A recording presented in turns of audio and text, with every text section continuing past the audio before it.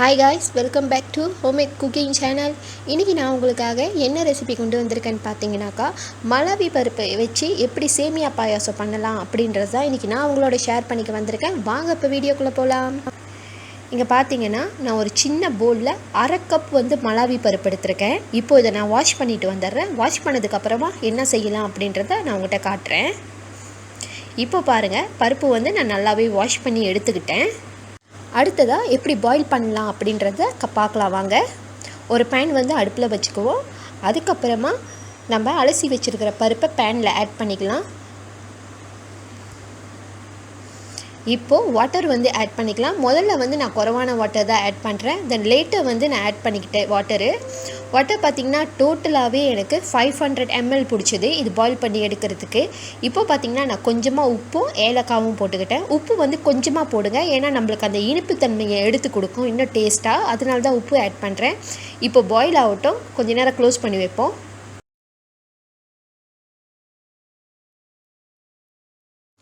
இங்கே பாருங்கள், நல்லாவே பாயில் ஆயிடுச்சு. எப்படி இருக்குன்றதை பார்க்கலாம். இங்கே பாருங்கள், பருப்பு நல்லா மாவு மாரி மசிஞ்சு வந்துருச்சு. இப்போ இதை ஒரு பவுலுக்கு நம்ம ட்ரான்ஸ்ஃபர் பண்ணிக்கலாம். இப்போ ட்ரான்ஸ்ஃபர் பண்ணிவிட்டு இது இப்படியே இருக்கட்டும். அடுத்ததாக என்ன செய்யலாம் அப்படின்றத வாங்க பார்க்கலாம். ஒரு பேன் நம்ம அடுப்பில் வச்சுட்டு அடுப்பை ஆன் பண்ணி விட்டுக்குவோம். அடுத்ததாக 2 டேபிள் ஸ்பூன் நெய் விட்டுக்கலாம். நெய் விட்டதுக்கு அப்புறமா பருப்பு எந்த கப்பில் எடுத்தனோ அந்த கப்பிலே தான் பார்த்திங்கன்னா அரை கப் நான் சேமியா எடுத்திருக்கேன். பருப்பு மெஷர்மெண்ட் பண்ணோம் இல்லையா, அதே அளவுக்கு தான் சேமியாவும் இருக்கணும். இப்போ சேமியாவை நல்லா கலர் மாறுற வரைக்கும் வறுத்து விட்டுக்கலாம். சேமியா அதிக அளவு ஆட் பண்ணக்கூடாது. ஏன்னு பார்த்தீங்கன்னாக்கா அப்புறம் அந்த பருப்போட டேஸ்ட் நம்மளுக்கு கிடைக்காது. இப்போ பாருங்கள், சேமியா நல்லாவே ரோஸ்ட் ஆயிடுச்சு. இதில் இப்போ நம்ம மில்க் ஆட் பண்ணிக்கலாம். மில்க் பார்த்தீங்கன்னாக்கா நான் 250 ml மில்க் தான் ஆட் பண்ணுறேன். அதுக்கப்புறமா தண்ணி ஆட் பண்ணலாம். தண்ணி பார்த்தீங்கன்னாக்கா நான் 350 ml தண்ணி இதில் ஆட் பண்ணிக்கிட்டேன். அப்போது தான் அந்த சேமியா வர்றதுக்கும் அந்த தண்ணி சுண்டுறதுக்கும் சரியாக இருக்கும். இப்போ பாருங்கள், நல்லாவே சுண்டிருச்சு. நல்லா பாயில் ஆயிடுச்சு பாருங்கள். இப்போது சேமியா வந்துருச்சான்னு செக் பண்ணி பார்த்துக்கிறேன். இப்போ பார்த்திங்கன்னா சேமியா நல்லாவே வந்துருச்சு. இப்போது இதில் நம்ம சுகரை ஆட் பண்ணிக்கலாம். கொஞ்சம் நேரம் மிக்ஸ் பண்ணி விட்டதுக்கப்புறமா சுகர் ஆட் பண்ணிக்குவோம். சுகர் பார்த்திங்கன்னா ஒரு சின்ன கப்பில் 1 கப் சுகர் நான் எடுத்திருக்கேன். அதையும் ஆட் பண்ணிவிட்டு நல்லா மிக்ஸ் பண்ணி விட்டுக்குவோம். Sugar melt ஆகிடட்டும். இந்த ஆடெல்லாம் இருக்குது இல்லையா, அதெல்லாம் நல்லா எடுத்து விட்டுக்கோங்க. இந்த ஆடெல்லாம் ரொம்ப டேஸ்ட்டு. இப்போ பார்த்திங்கன்னா சுகர் மெல்ட் ஆயிடுச்சு. நான் டேஸ்ட் பண்ணி பார்க்குறேன் பாருங்கள், எனக்கு சுகர்லாம் ஓகேவாக இருக்குது. அடுத்ததாக இப்போது இதில் நம்ம மலாவி பருப்பு வேக வச்சுருக்கோம் இல்லையா, அதை நம்ம இதில் ஆட் பண்ணிக்கலாம்.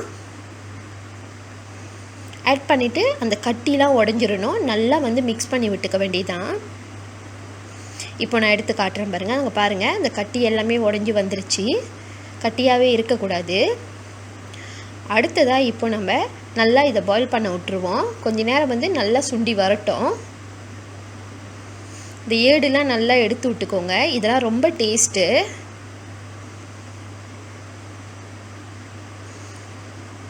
பார்க்கவே பாருங்கள் எவ்வளோ அழகாக இருக்குது பாருங்கள். உண்மையாலுமே ரொம்ப டேஸ்ட்டாக இருந்தது.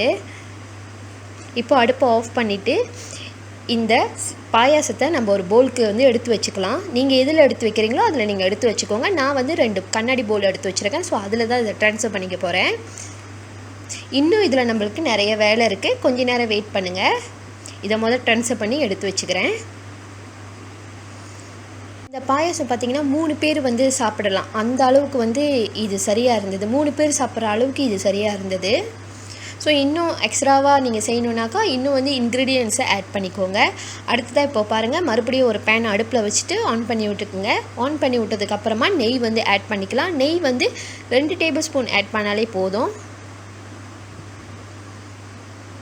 நெய் சூடேறட்டும். கொஞ்சம் நேரம் வெயிட் பண்ணலாம்.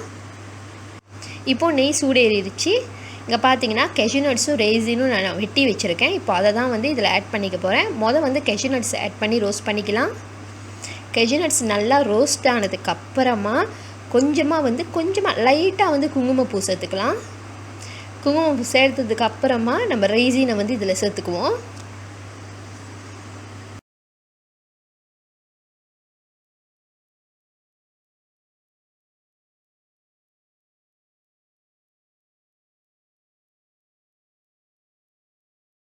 இப்போ பாருங்கள் நல்லா ரோஸ்ட் ஆயிருச்சு. அடுத்ததாக ரைசின் ஆட் பண்ணிக்கிட்டு இருக்கேன். ரைசின் ஆட் பண்ணதுக்கு அப்புறமா கொஞ்சமாக வந்து குங்குமப்பூ சேர்த்துக்கலாம்.